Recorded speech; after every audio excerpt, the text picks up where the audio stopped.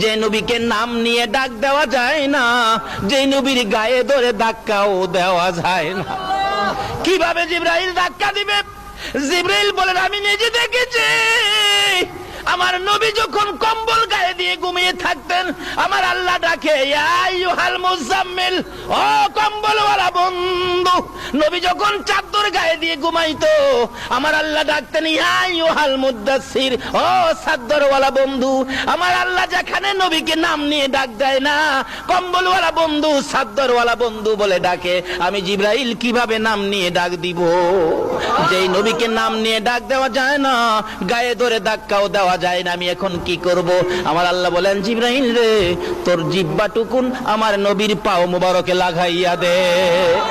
জিবরাইল নির্দেশ মতো জিহ্বা বাহির করে পাও মুবারকে লাগাইলে ঠান্ডা ঠান্ডা ভাব। নবীজির ঘুম ভেঙে গেলে আমার নবী বলেন, তাকাইয়া দেখি জিবরাইল আমার পায়ের পাশে বসা।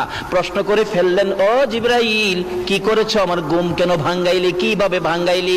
জিবরাইল বলেন, ইয়া রাসূলুল্লাহ, আপনি ঘুমাইলে ডাক দেওয়া যায় না, আপনি ঘুমাইলে ধাক্কাও দেওয়া যায় না। ওই যে দেখেন বুরাক অপেক্ষায় আছে আপনাকে নেওয়ার জন্য। হুজুর আল্লাহর বাড়িতে যাবেন, উঠেন, তাড়াতাড়ি উঠেন। আমাকে কিভাবে ঘুম ভাঙ্গালি? ঠান্ডা কি যেন লাগলো।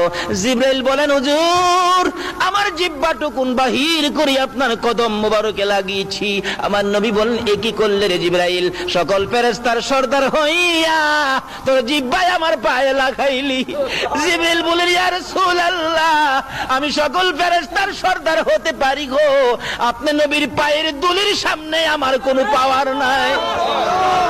এই নবী পাইয়া বলুন আমরা খুশি না বেজার? ছেড়ে দে নৌকা মাঝি যাব মদিনায়। বলুন বলুন, ছেড়ে দে নৌকা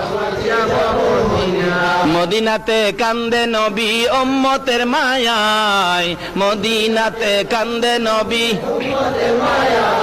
ছেড়ে দে নৌকা মাঝি যাব মদিনায়, ছেড়ে দে নৌকা। আল্লাহ নামের বর্ষা করি, সারলাম নবীর প্রেমের তরি। আল্লাহ নামের বর্ষা করি, সারলাম নবীর প্রেমের তরি।